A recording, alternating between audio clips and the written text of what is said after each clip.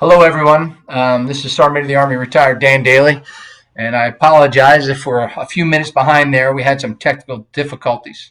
Hello, everyone. This is Sergeant of the Army retired Dan Daly, and I apologize that we were a few minutes behind there. We had some technical difficulties we were working through, and actually, I had my IT guys on the phone. Greg just helped me work through the issues I was having. So, again, I'm sorry we got a little late start, but as they say in the world, better late than never. I just want to, first of all, thank each and every one of you for being online today. And you'll have to bear with me as I work through the challenges of Facebook Live. It's not my fault. When I was a Sergeant of the Army, I had teams of people that used to do this stuff for me.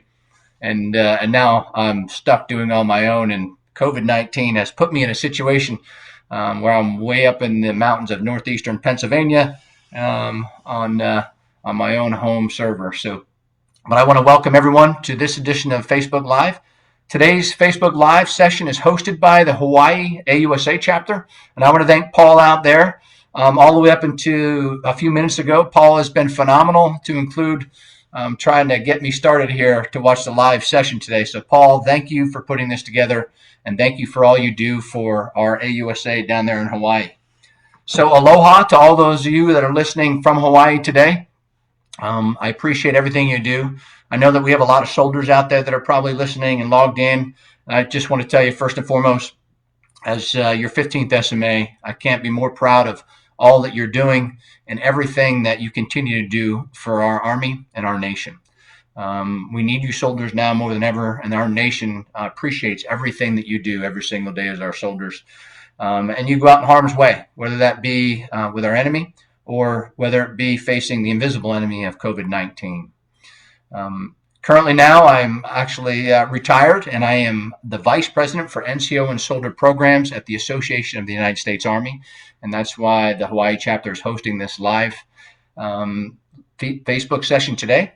And the reason why we're doing this is because we're all victims of this current crisis and pandemic, and we're all creating new ways of how to reach out and touch people and express and do our jobs like we were before without doing it face to face and being disciplined with social distancing, and also with making sure that we're not spreading this current pandemic and contributing to it, but helping solve it.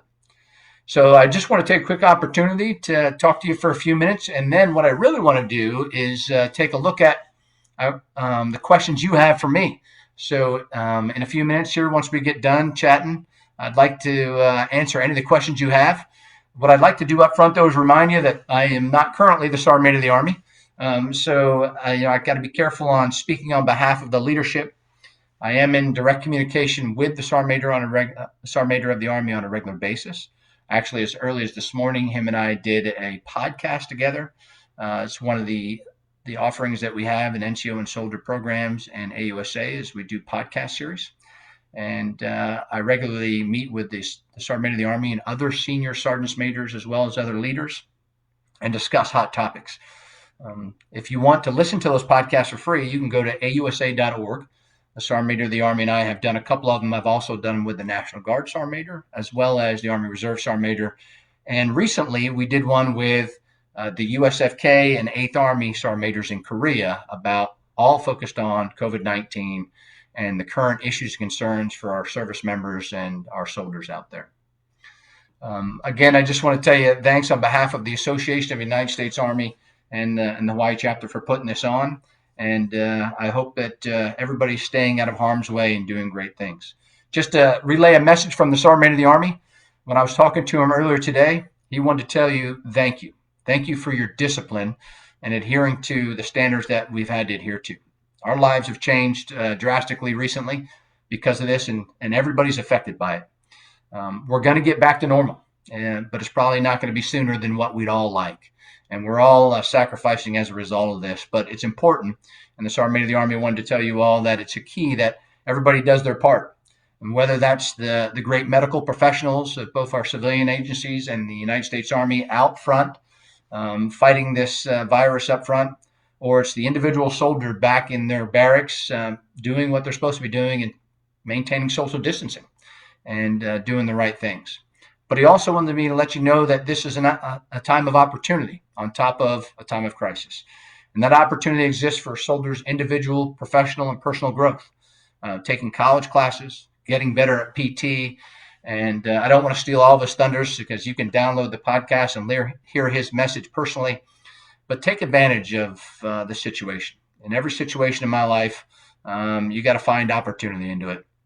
And this is another one of those opportunities. For me personally, even though I'm not in my office at the association headquarters and have direct access to the Pentagon and all the senior leaders in the greater Washington, D.C. area like we normally do for AUSA, we're still getting after our mission by taking care of our soldiers and their families through venues like this and other events.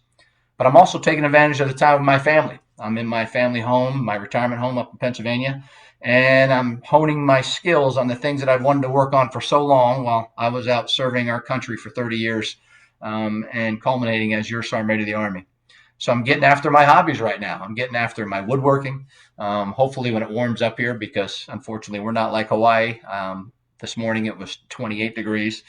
But when it does warm up, I'm going to start my beekeeping up again. So I'm a beekeeper. And then just getting to spend some quality time with my wife and son that I haven't been afforded ample opportunity over the last 30 years because of deployments and those exercises.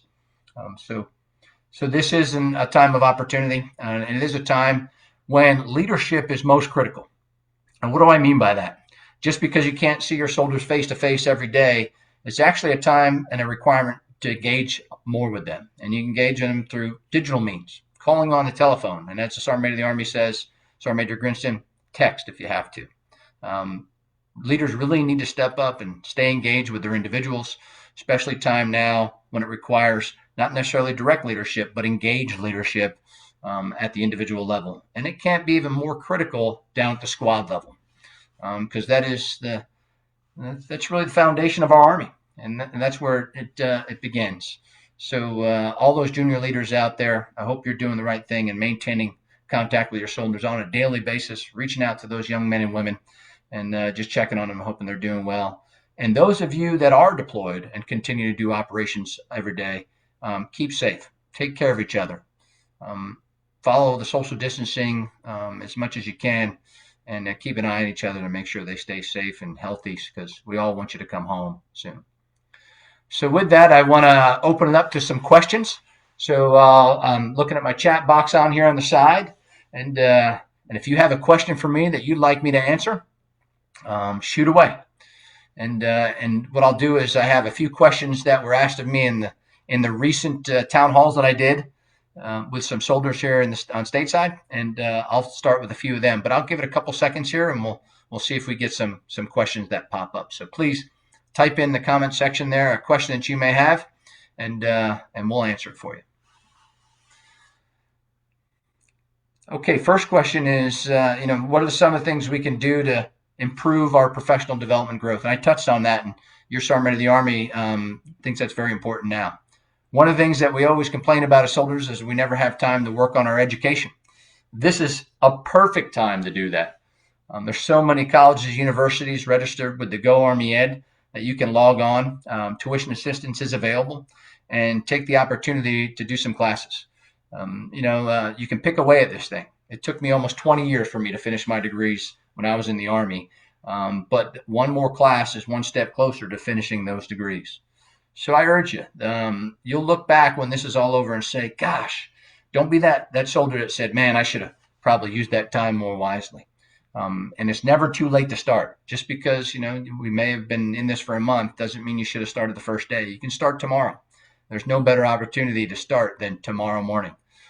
So take advantage, like I said earlier, take advantage of what we have and take advantage of the opportunities that you have, so you can benefit from an opportunity or a situation that's not so great right now. Okay? All right, another question. Someone at least send some on the chat and tell me they can hear me.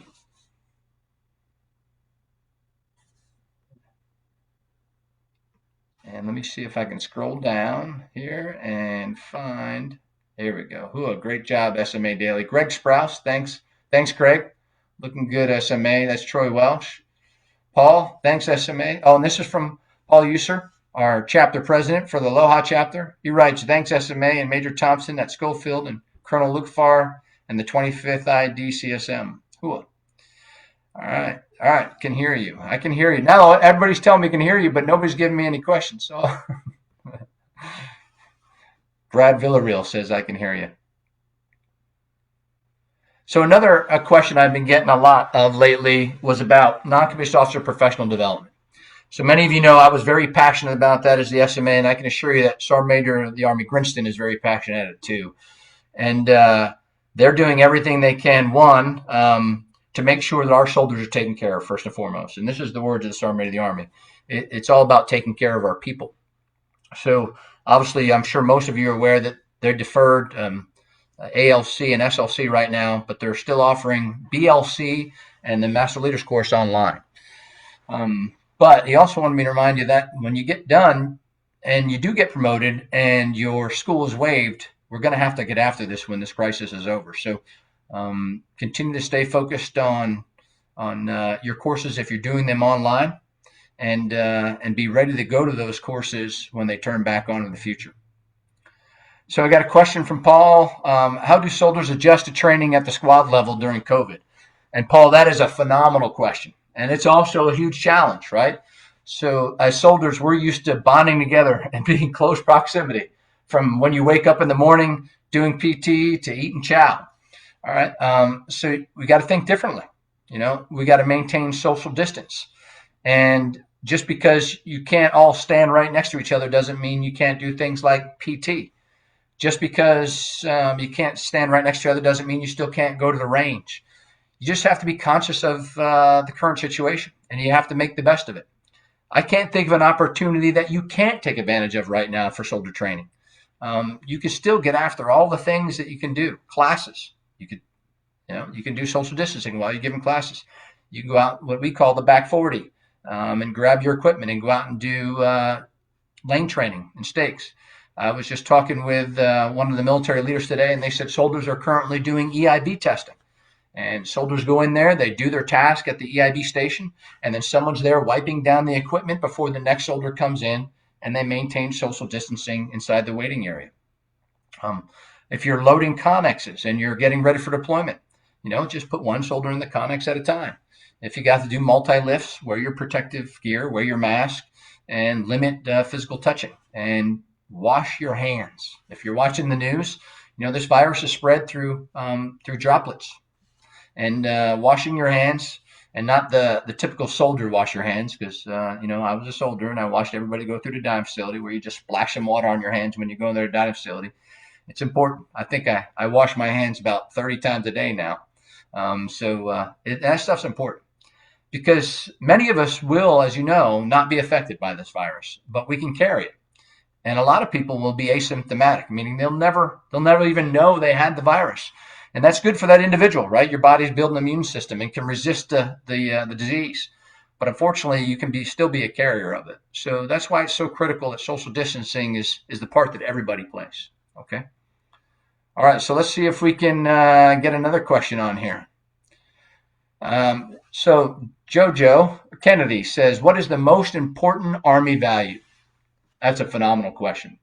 I'll tell you, after 30 years of experience, and my opinion has changed on this too, by the way, but after 30 years of experience, not just mine, but being able to witness other individuals out there and leadership styles and leadership traits, I think the most important one is humility. And why do I say that? Well, humility is the opposite of hubris. Hubris is when an individual thinks they're bigger and better than everybody else, that what they say is most important, and that input from others is probably not necessary or desired. But humble leaders are not just the nice leader, not just the person that's going around being nice to everybody. That's not what I'm talking about. Humble leaders are self-aware, first and foremost, right? So they're self-aware of their actions. They also self-improve on a regular basis.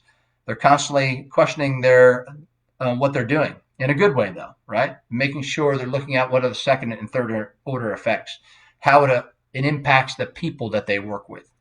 I often said, for me, that there's three versions of Daily leadership. First and foremost, leadership in its most simplistic form is getting people to do something. If you can get somebody to do something, technically you've led them, right? Military leadership is getting people to accomplish a mission by providing motivation, direction, and purpose. Okay, and that's good, right? So that's a whole lot better than just getting somebody to do something. The art of leadership that I've witnessed, that I've experienced, is everything of the latter, getting people to do things by providing motivation and direction and purpose.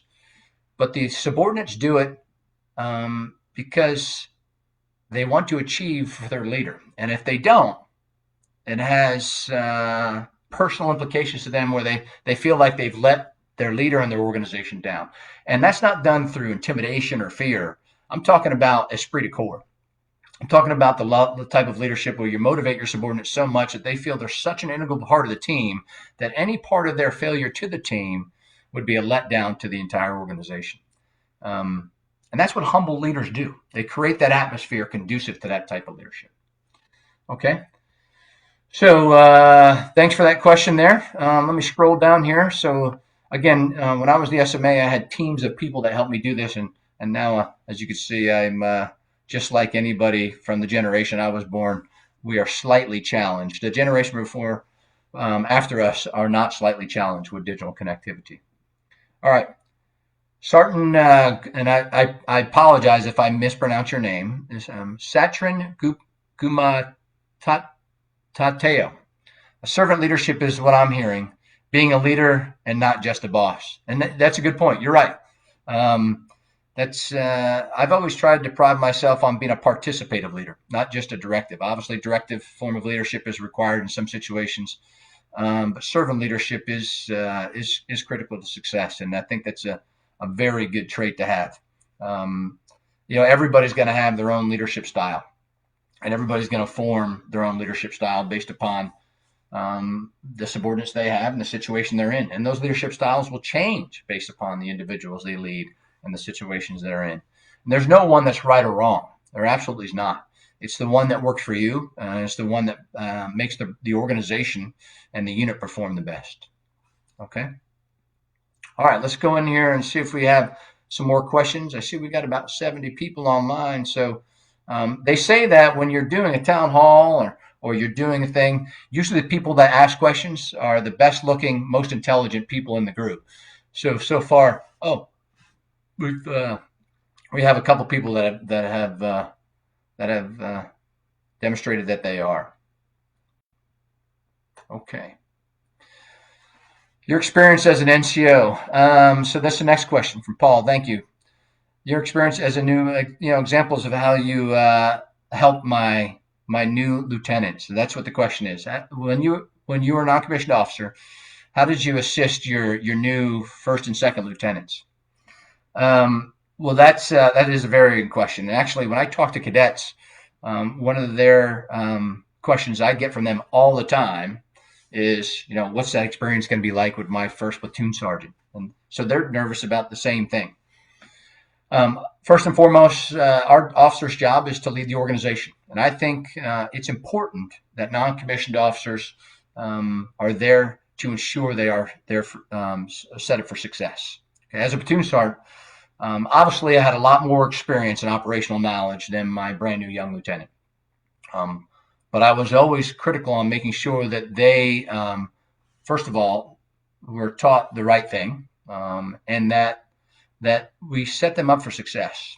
And I'll tell you, I always try to create an environment where I empowered my young lieutenants. Now, that experience gap gets a lot closer as our officers get experienced.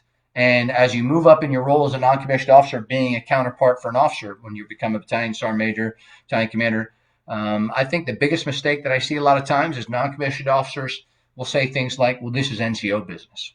From my book, my leadership book, there's no such thing as NCO business. It's called leader business, and every leader is involved. And it was my job to be the voice and the authority behind my commander. And we spoke in one voice, meaning his or hers, because he was the commander. And if you have an issue or concern with your commander, then you should engage that separately, not in front of the soldiers. It's important for our soldiers to see that our non-commissioned officers and officers have a very good working relationship. But it's the non-commissioned officer's responsibility to be the conducive person within that relationship forming process, right? So I think it's critical that that relationship is very sound, and from the soldier's perspective, is very positive. I've been and seen organizations where that doesn't exist, and it has an effect across the entire organization. I've also seen non-commissioned officers throughout my career think that they are at the commander level, and they're not. That's not their role. Non-commissioned officer is the senior enlisted advisor to the commander and the primary trainer of our soldiers, and you can be very effective in that. And I think it's also important as the senior non-commissioned officer, when you're working with your officer counterpart, whether that be a lieutenant or all the way up through the chief of staff of the Army. One of the things I did is I always made my boss's job easy with regards to giving me feedback on what I did. Even as the chief of staff of the Army, General Mark Milley, phenomenal leader, right? Every once in a while I'd go to his office and say, "Hey, boss, how am I doing?" "Oh, you're doing it right, SMA." "No, sir. I want you to tell me what I need to improve. I want to make sure that we're on the same sheet of music." And I never wanted to be the person walking down the hallway that somebody said, "Man, that guy doesn't know what he's doing. He's off on a tangent all by himself," or he's not on the same sheet of music. So I surrounded myself with people who were given the ability by me to say, hey, dumb guy, come over here for a second. You need to think about what you're doing. And I think that's important. So I think from the very beginning, to answer your question is, you have to work hard at making sure that you build a strong relationship between your officers when you're a senior non-commissioned officer or the officer assigned to work with an officer. All right. So in your experience, another question. How has the Army changed the NCO Corps? I feel like our power has been taken away as NCOs. It's not how it was when I joined back in 2003. I used to get this question a lot when I was a sergeant major of the Army. And I can tell you is that it's all about your individual leadership in the organization you're in. When I traveled around the Army, I saw organizations where non-commissioned officers were completely empowered. All right. And jumping back to our previous discussion, we receive our authority through our officer chain of command. And the reason why I believe they were empowered is because their officers trusted them. And they worked hard, and they demonstrated their proficiency. They knew their task. They were confident and capable, and the commander knew that. And therefore, he or she gave them the authority to execute on his or her behalf. And then when I travel to other organizations, it's not like that. And the NCOs feel like they don't have any authority. And frankly, it's probably because they didn't demonstrate the same thing that I described in the previous unit that I talked about. So I tell you is, I don't believe in my heart and soul, either a few years ago or even today, that the non-commissioned officer has lost any authority throughout history. I actually believe the opposite. I think that through our professionalism and how we've increased our knowledge, skills, and abilities over the last several decades, we've increased our ability. If you look at other militaries that are similar to ours around the world, their non-commissioned officer corps envy the amount of responsibility given to us by our officer counterparts. So I'd say is that first and foremost, if you don't think you have the authority that you should as a non-commissioned officer, first of all, be humble, self-assess, ask yourself why that is. Okay. And if you think that you don't have the authority to do your job and you think it's not your issue, then go to the next level of your NCO support channel or your officer support channel and ask them why. Okay. And tell them what it is that you think you should be able to do, and demonstrate them that you have the knowledge, skills, and abilities to exercise the appropriate authority that you want. So great question out there. That's one I hear all the time. And I would say that there is no trend of diminishing or increasing authority of a non-commissioned officer. It's all based upon individual leadership and the organizations of which individuals are in. Okay. All right. So 3rd Brigade Combat Team, 25th Infantry Division, Sergeant Major, retired. He says, from the soldiers of the Bronco Brigade, thank you for taking the time to speak with us. None better. Well, thank you, Sergeant Major, and thank you for your service, and I appreciate your comments. And I hope that you guys are doing well out there in the Bronco Brigade. All right.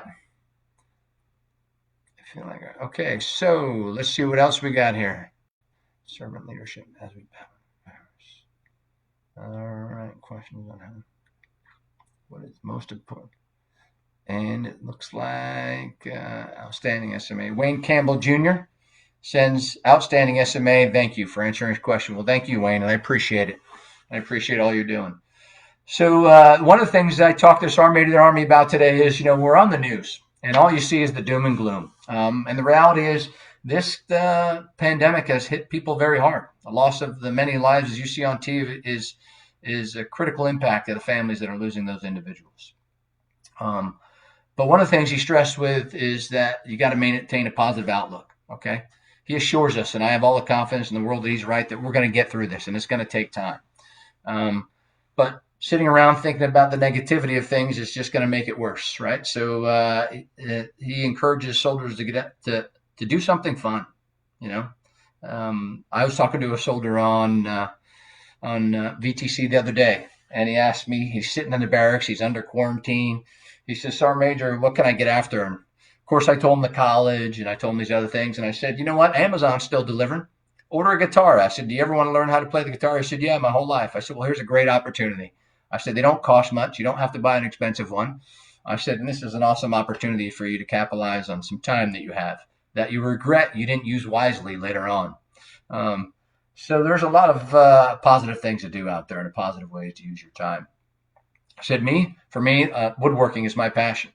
When I get done tonight off work, when my director, Troy Welch, he's the director for NCO and soldier programs, he finally releases me for the day. I'm going to go out to my wood shop, and I'm probably going to turn some good wood into bad wood projects. But at the end of the day, I'll learn something, and I'll finally get better, and someday I'll be able to say that I'm a woodworker. All right. So I got a comment here from Dixon Patillo in regards to partnership building, like 3IBCT's recent Pacific Pathways. Do you have any best practices for influencing other armies that may show less faith in their NCO Corps? Phenomenal question. I spent a crazy amount of time helping my counterparts, foreign counterparts, earn respect and authority within their armies. So, I often hear our non-commissioned officers say that they don't think we have the authorities we should. But I'll tell you what, many of our armies around the world envy and would die for the opportunities we have and the authority that we're given by Officer Corps. So what you got to do is you got to tell them this doesn't happen overnight. It's going to take a lot of time. And first and foremost, they have to demonstrate to their leadership that they have the authority, that they care. They have the ability to take care of their soldiers. They have the ability to train and execute at a level that is consistent with how we do it in the American Army. And it's not going to be given to them. They got to earn it. And there is no secret sauce to it. And it takes time. It just takes time to earn that trust. One of the things I did when I was in Egypt, their chief of staff is called their CHOD, right? The chief of the Defense Force. And of course, when I came to visit him, I got an office call with him immediately. And when I came out, his sergeant major of the Army said, I've been in this job for 4 months and I've never even had an office call with my chief. So I walked right back in the office and I said, "Hey, sir, you're never going to get anything out of your sergeant major if you don't give him an opportunity. And it starts by maybe letting him come in here once in a while and just talking to you." And when I left, I got an email from the Egyptian sergeant major about a month later. He says, "I meet with my CHOD every week. I brief him on what I'm doing and what I can do to a thing." And he said his relationship is getting better. And sometimes it takes us to bridge that gap between our foreign armies and their leadership. And if you can help them demonstrate what they can do and how effective they can be, you can be a huge asset. Because many of them do want the type of relationship that we have in our Army, but they also realize they have to work through and earn it. Okay. And we got a couple more comments here, so I'm going to scroll through and try to read it. Anthony Stevens, what are your views on soldiers who are phenomenal in their field and as soldiers in general, but have no desire to be a leader, so they feel forced to ETS rather than promote? Well, that's a great question. We have great soldiers, whether that soldier's in the Army for 3 years or 30. And I don't want to be negative when I say this. This isn't cut out for everybody, right? And we shouldn't think less of any soldier that serves just 3 years, or a soldier that just wants to be a soldier, right? Just wants to drive a truck or just wants to be a mechanic. There's nothing wrong with that. One of the things actually I was working on when I was the SMA is taking a look at bringing back technical ranks, for those MOSs that are very focused on technical tasks, and they're not really a requirement for them to be a leader of soldiers, but they want to continue on doing the mission. So I would tell them that in the Army, eventually, though, at some level, you're going to have to lead individuals, right? Because that's the business and the nature of what we do. But you also have to have job satisfaction. So if if the Army's not what makes you happy, then don't stay. Of course, we want every great soldier to stay. I want every soldier to reenlist and worked hard on it. And you should encourage them to do that. But here's my also other advice. There was a young specialist in Schweinfurt, Germany in 1992 that joined the Army for 2 years. And that specialist was sitting in the quad one day when Staff Sergeant Davis walked up and said, "Hey, you should think about reenlisting." And that young specialist did. And that yet prior to that discussion, that young specialist was going to get out of the Army. And not because he hated the Army and not because he had anything against the Army. He just did what he came to do. He served his country for the time that he said he was going to, right? Well, that young specialist was me. And that conversation that Staff Sergeant Davis had with me, he looked me in the eyes and said, "Hey, I think you could make a great leader someday. I think you could be a great non-commissioned officer." And like I said, I didn't hate the Army. I was just doing what I came to do. I did what my father did, my brother did. They served the Army and then came home. So maybe you just have to sit down and talk to this young man, because if he's this good of a soldier, or young woman, if they're that good of a soldier, sometimes you have to convince people how good they are. And that's not necessarily a bad thing, right? Sit them down. Ask them why they don't think they'd be a good leader. Sometimes those are the best leaders you have. The kid's probably humble. That might even be a good thing, right? Because your job as a non-commissioned officer, whether you like it or not, is to build leaders. That's the order of succession of the Army, right? So I used to tell NCOs all the time when I talk to them, I'd say, "Hey, how come this soldier hasn't been to the board?" "Well, he or she's not ready for leadership." I said, "Well, that's your failure. What's his or her problem?" It's your job to make leaders out of these young men and women. So I'm not trying to throw it on your back. Obviously, if they can be motivated to do that, then do it. If you can get them to reenlist and motivate them about being a leader, sometimes those soldiers turn out to be the very best ones. And sometimes soldiers want to just serve their country and go home, and that's okay too. We need that, all right? We need young men and women to go home and talk positively about the Army and tell the next generation of, hey, this is a great place to start. And we need some of them to stay.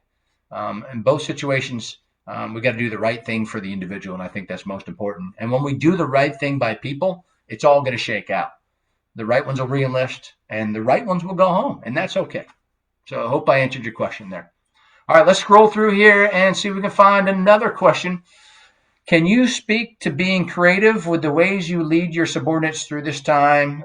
We are spaced out with many soldiers working from home, and this is from the 3rd Brigade Combat Team, the 25th Infantry Division. And thank you for your question. Absolutely. I think one is, you mentioned it, you got to be creative, right? And entertaining. You know, nobody wants to sit behind a boring VTC every day, day in and day out. One of the things I do right now as the vice president is we meet every day on, it's a video teleconference program we have, you know, just like the ones you use, but it's a private one we have for our company. And of course, up front, we talk about business. We talk about the schedule and the things we have to do and the things we have to accomplish. But every day we take a point to just talk about something fun, to stay engaged with each other, ask each other how they are, joke around a little bit, come up with the useless fact of the day. I don't know. It's to keep them engaged. So there are plenty of ways. One of the things that the Sergeant of the Army said today, and it's, again, referring back to our podcast, you should listen to it. He said that a unit, what they did is they got on Facebook and they put a unit challenge out. And the commander said, an Army Achievement Medal or a 4-day pass for the best 6-mile ruck march time, right? So everybody did their individual ruck march by themselves, adhering to social distancing. And of course, this is like online morals. You got to be honest, right? And then they post their time, and they went in there and posted their times, and it turned into a little competition. You could do that with so many different things. You can send little training homework requirements. You can sign up for online courses. You can sign up for distance learning courses.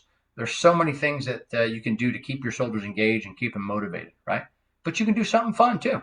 You guys can meet on Xbox Live, at 5 o'clock before the end of the workday and have a little Xbox Live competition. That stuff's okay. What I'd hate to see is that you're not engaged and you're not keeping them motivated about what they're doing. Again, there's plenty of opportunity in crisis. Okay. So I appreciate the comment there. Let's see what else we have here. Let me see. I'm scrolling down. Thank you for taking the time. And I'll just call some comments here. Caleb Collett, in your experience, how do you get soldiers that made up their minds that they don't want to stay in the Army to perform their duties to the best of their ability and stay motivated? Well, if they're not motivated, it's your job to motivate them. You're a leader, right? And remind them that, hey, they signed up to do this mission. They're signed up to be a soldier. It's their responsibility to do that. Now, if they don't want to stay in the Army, that's fine. But while they're here, they're going to. I think the best way to motivate soldiers I found is through inspirational leadership. There's no other choice but to lead from the front, okay, and challenge them. And then you have to really get to know your soldiers. What motivates that young man? Something motivates them, right? Relate that to what they do as a soldier. Create opportunities for success. Create an environment for the leadership I described earlier. An environment that's so conducive to success that if one person in the organization feels like they let the organization down, then the whole organization fails, and they take personal fault when that happens.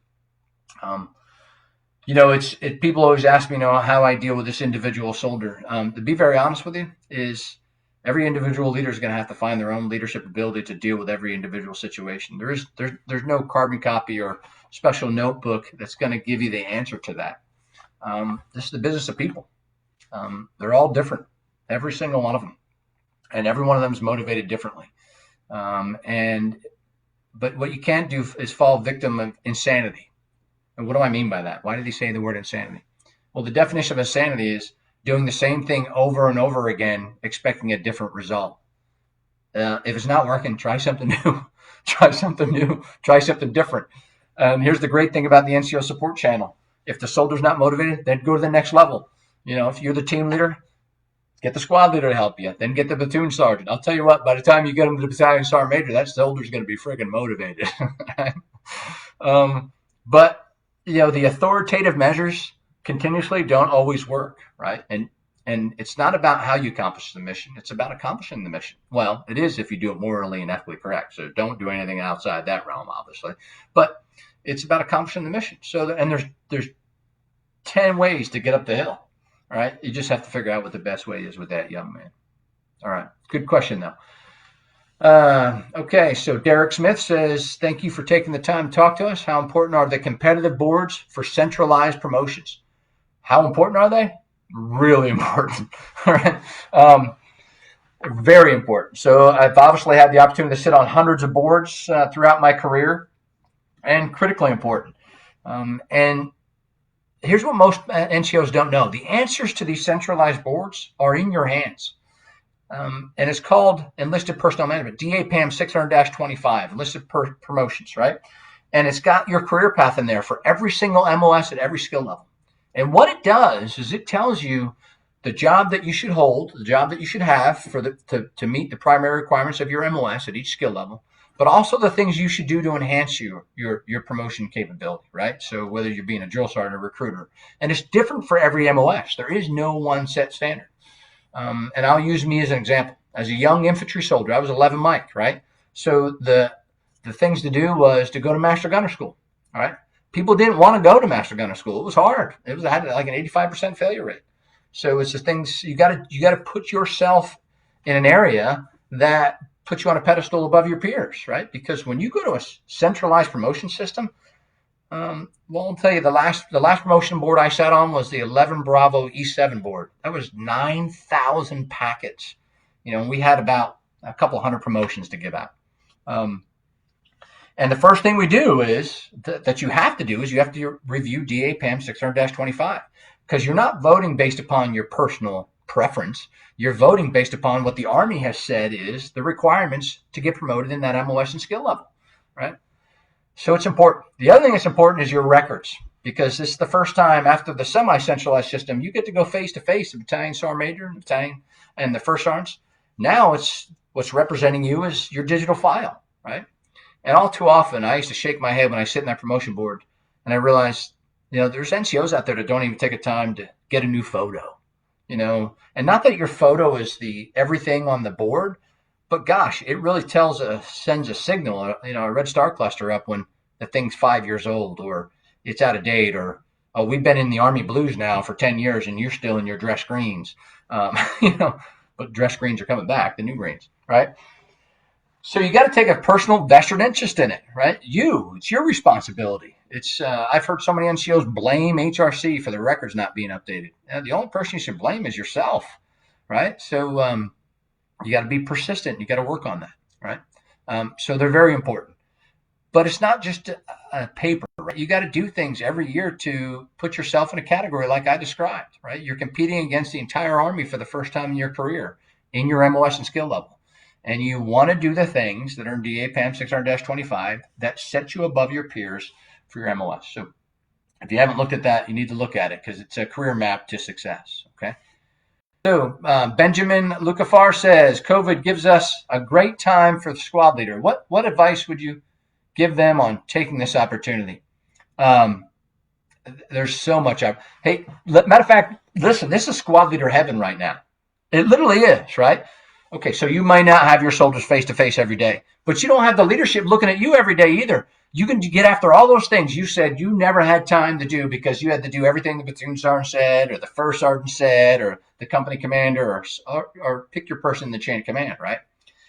This is an opportunity to get your soldiers good at what they do by giving them the tasks associated with their MOS and skill level. And you don't need to be face-to-face to do all those things all the time or exercise social distancing while you're doing it. So there's a lot of time here for a squad leader to capitalize on professional development. How many people in your squad are taking college classes? How many of them have done correspondence courses? How many of them have signed up for professional development courses online with any one of the organizations? It's time to sit around and figure out how you can improve your individual self and that of your soldiers, right? Finance classes. We're always talking about how soldiers are not good at financial skills. Investment classes. There's so much opportunity online right now. Just Google it. If you want something, and almost all of it's free. And if you're a soldier, God, to include college is free, right? So I think it's squad leader heaven time right now, in my personal opinion. It's in many cases. And now there's a lot of soldiers out there still doing their mission. Like I said, they're deployed and they're working every day, and especially those on the front lines of the medical care system. And they're already doing their craft and skill with their soldiers every day. But those that are not, and those that have time, take advantage of it. I'm sure that if you put your mind in creative mode, you'll think of something. Hey, here's a warning to you, though. Don't have people do things just to waste time. Don't do that. Don't do that. If you want to frustrate the heck out of your people, whatever echelon that you're on, right? So, and I have to find myself not victim of that too, even in my current job, right? So, I don't have a whole lot of employees, but hopefully they don't feel as if I give them mundane tasks just to fill the day. Don't do that, right? Encourage them to do something positive with their time, but don't just make up stuff for them to do because, as you know, soldiers will see right through it, right? Okay. Brandon Johnson says, SMA Daly, you come from a coal miner's hard-working background. Do you have advice for a young E5 to help challenge and instill newly enlisted soldiers to have a hard-working mentality? And Brandon, you're right. I come from coal country up here in northeastern Pennsylvania. As a matter of fact, when I grew up, there was 3 options left for us up here, youngsters in PA, and that was coal mine, moonshine, or move on down the line. And I chose move on down the line. And for some reason, I'm back now. I don't know why, but I fought my whole life to get out of here, and I fought my whole adult life trying to get back. Probably because I want the simplicity of the northeastern area. But yeah, so that's a great question. You got to lead them through it. You got to demonstrate that hard work pays off, and you have to use what I call the 5 types of power, right? So, and if you don't know what they are, look them up. I'm not going to go through all of them. One of them is reward power, and what do I mean by that? You don't have to give them money. You don't have to give them a medal. Sometimes you just got to tell them they did a great job. Sometimes you got to stop and take the opportunity to sit a soldier down and say, hey, you did good. Hey, how about writing a council statement that's positive, like a spot report council statement? You did a phenomenal job today. You're the superhero of the battle. Now, some soldiers look at you and go, oh, yeah, whatever. But I'll tell you what, most of them, when they get home, get back to the barracks that night, they're going to call their mom and dad and talk about, yeah, Big Sarge told me I did a great job. I used to give this speech at pre-command course every month. And I used to tell the same story about, hey, you got to take time to tell your people thank you. You won't believe the hard work you'll get in the future as a result of that, right? And the chief and I would be up there. I said, I'll tell you, And I'd tell them the story about this non-commissioned officer that really appreciated it. And I'd look over the chief and say, hey, sir, you need to work on that, But even at the most senior levels, when the chief came to me as a sergeant of the Army and said, hey, Sergeant Major, you did a great job, that felt good, and it made me want to do more. So it could be as simple as that, right? It could be as simple as telling them they did a great job, but normally it's showing them the value of hard work and that you can do it too. So, but I appreciate the question. And just by asking that question, I can tell that you care. So that'll go a long way. All right. So Anthony Stevens said, thank you for your response. Thank you. I appreciate it, Anthony. William Jones, thank you for your service, SMA. He says, I'm a retired Army First Sergeant. I concur with your thoughts, comments, and recommendations to fellow soldiers. Leadership is definitely the backbone of the Army. And yeah, it is. Absolutely it is. And it, like I said, it comes in many shapes or forms, but it's very good. And the diversity of our Army is why we're so successful. If everybody was exactly the same leader, we wouldn't be as good as we are.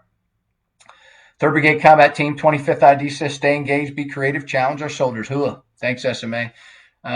Jack Tilley is on the line. Oh, my counterpart, the 13th Sergeant of the Army. I had to study there. No, let me see. I'm 15. No, you're 12, Jack. I'm sorry. 12. That's right. So, hey, Jack, hi to you. And I hope you're doing well down there in Florida. Jack lives down in sunny Florida. And actually, he was just on the VTC with me the other day because he is the chairman of the NCO and Soldiers Committee for the Association of the United States Army, along with a lot of other things that Jack Tilley still does for our soldiers every day. So, Jack, thank you. Leonard Goulin says, hey, got him. All right. Michael Bayless says, do you have any books that you enjoyed that you recommend for leaders and their development? I do. The Tony Dungy books, phenomenal.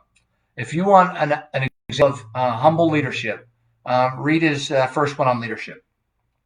I always tend to read non-military leadership books. And why is that? Not that I hate military leadership books. There's a lot of them out there, and there's some great ones out there. And I used to encourage my soldiers and leaders to read non-military leadership books. Why? Because it gives you a different perspective on leadership. We're actually pretty good at military leadership in the military, right? So learn something that's new and different, or how another organization has to approach the topic. Simon, I forgot his last name, but how to eat with a fork, or what is it called? But there's a bunch of good ones out there. But Tony Dungy one is a very inspirational book for me. When I picked that thing up, his first one, I could put it down. Very good book. But I advise you to broaden your leadership reading.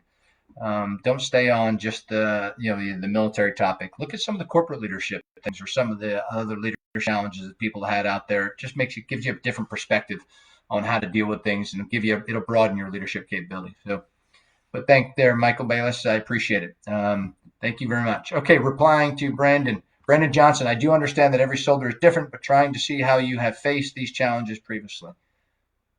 Okay, replying. He replied, Brandon Johnson. All right, Benjamin D. Lickfar, he writes good. Jeff Holomuski, again, I apologize if I'm pronouncing your name wrong. How do you think the Army can decrease the wait time for SLC and MLC so NCOs working a pay grade above can get promoted quicker? Great question. And one of the biggest dilemmas I had when I was Sergeant of the Army, and something the Sergeant of the Army, Grinston, is fixing. Well, not now because there's a pandemic, but was working on fixing. The biggest problem, the biggest cause of wait times for NCOES was not the number of seats we had or the amount of money we had to do it.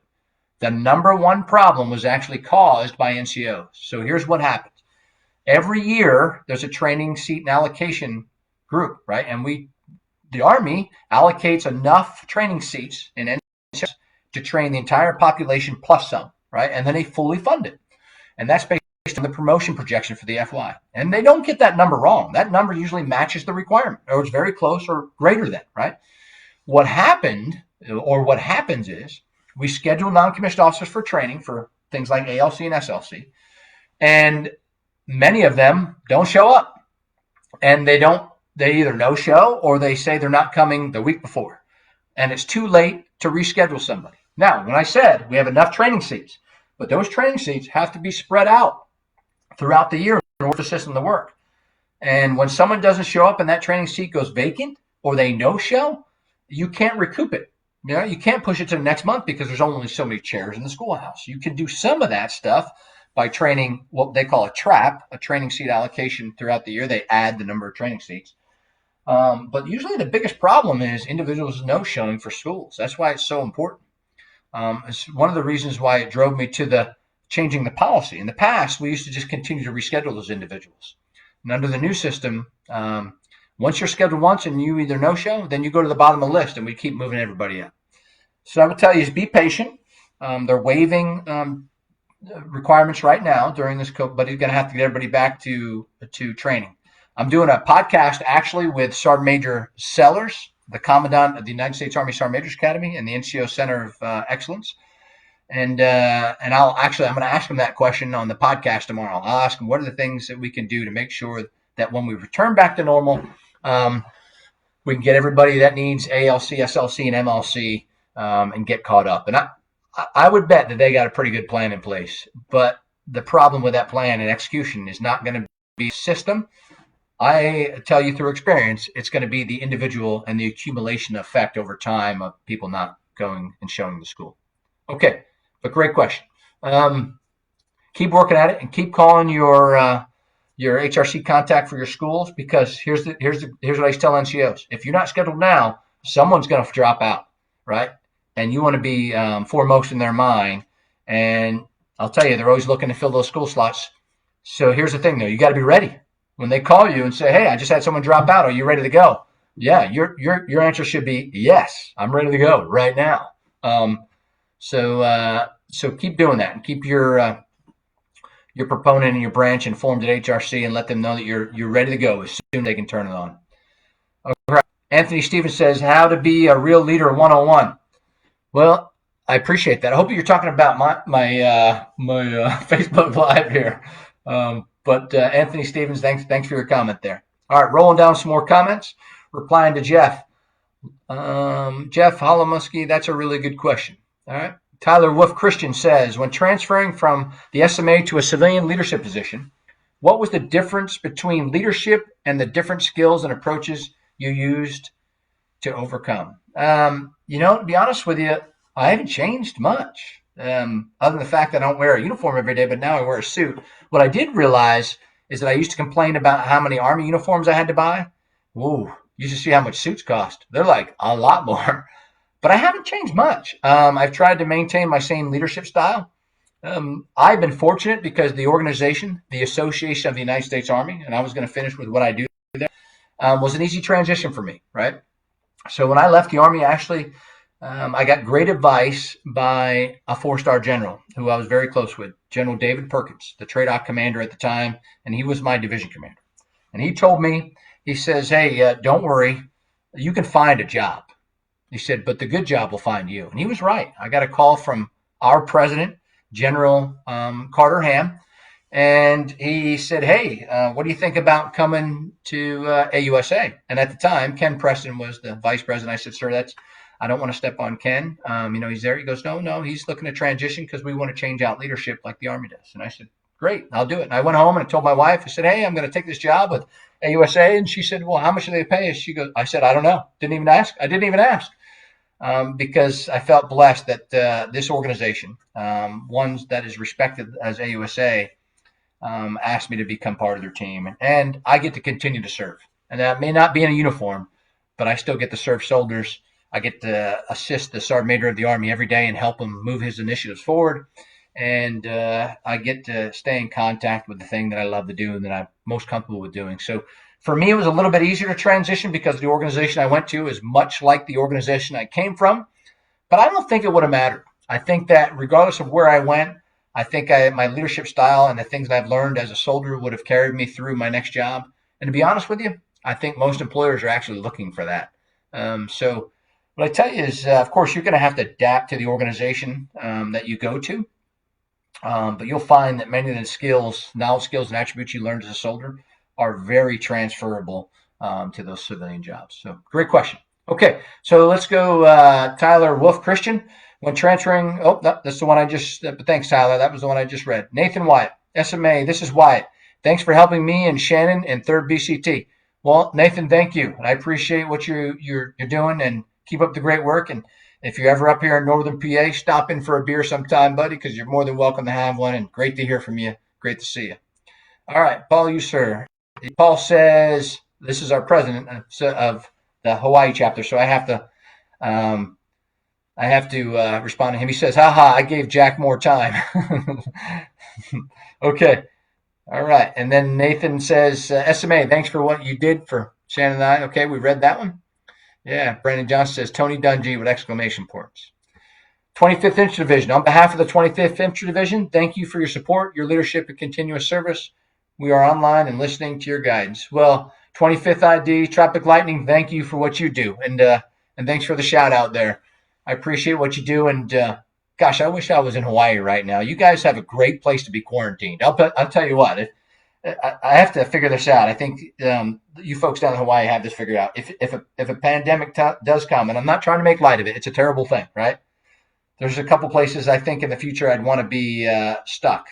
And I love my hometown of Pennsylvania, but it's been 28 degrees up here. It snowed last weekend.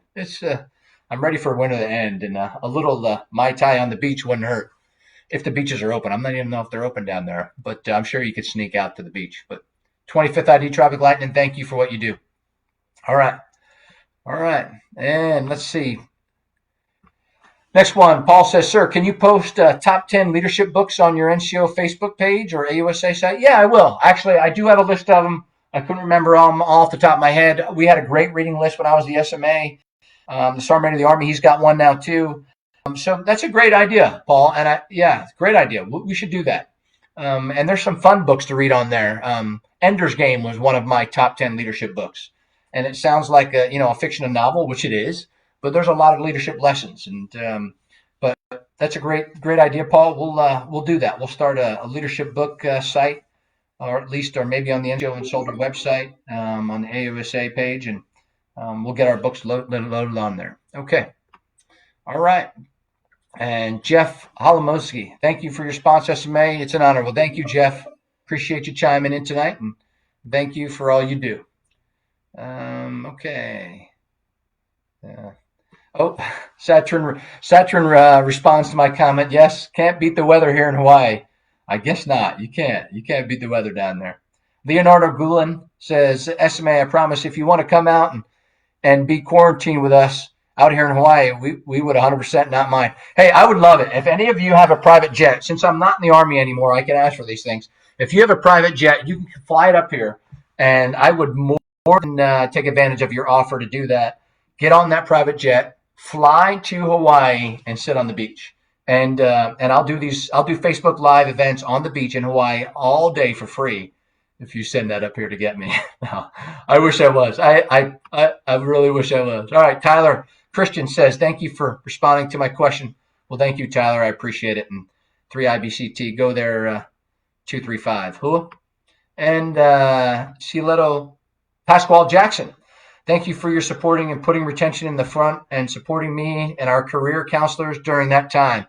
Got a chance to work for you as the TRADOC Command Career Counselor. You sure did, and it's great to hear from you, and I appreciate your comments. Thank you so much. We had a great retention program when I was at TRADOC, and Sergeant Major Pasquale Jackson, she did a phenomenal job. So thank you, Sergeant Major. Great to hear from you. Hope you're doing well, and I hope you're continuing to take care of our soldiers. So thanks for all you did, and thanks for all you continue to do. Whoop. All right, well, we're nearing the hour here. I didn't want to run everybody's time out today. Again, I apologize up front for being incapable of getting on Facebook Live. But like anything, there's opportunity in crisis, and I learned a lot Facebook Live today that I didn't know before. So all of you have been a benefit to me because I used this opportunity. I used you guys as the test, and you helped train me on Facebook Live today. So there's a benefit to everything. What I want to tell you lastly is, from all of us at the Association of the United States Army, your professional organization, and all those in Hawaii Chapter, thank you for what you do.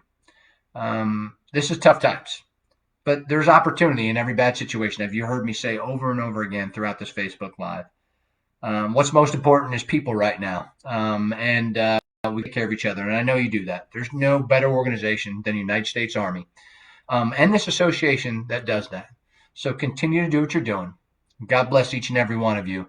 And I promise you, we're going to be back on another Facebook Live with the Hawaii Chapter here very soon. And I promise you, I'm going to be much more well-versed on getting on time. And that was totally my fault today, and it won't happen again. So God bless each and every one of you.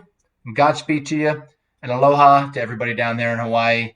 And I hope you all stay safe and healthy. God bless. Army strong.